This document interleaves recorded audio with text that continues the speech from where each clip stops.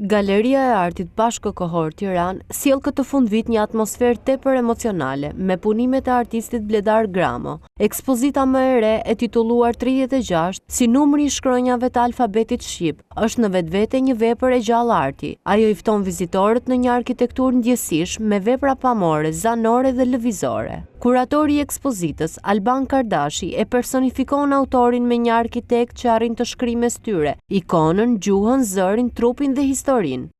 Fiks ajo që kërkoja, faktikisht, nuk e di nëse do bëja që kërkoja unë në një ambient tjetër, kështu që është, nuk e di, Galeria Gocat dhe vetë fondacioni Mane nga mbrapa.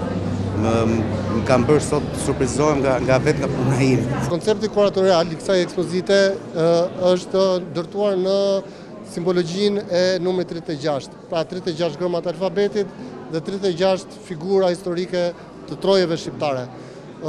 Ekspozita në këtë proces më ndihmoi goxha sepse pozicionimi i saj në dy salla ishte e thjeshtë për të bërë një sallë anën historike dhe në një sallë atë që ne do e quanim tempulli i gjuhës shqipe.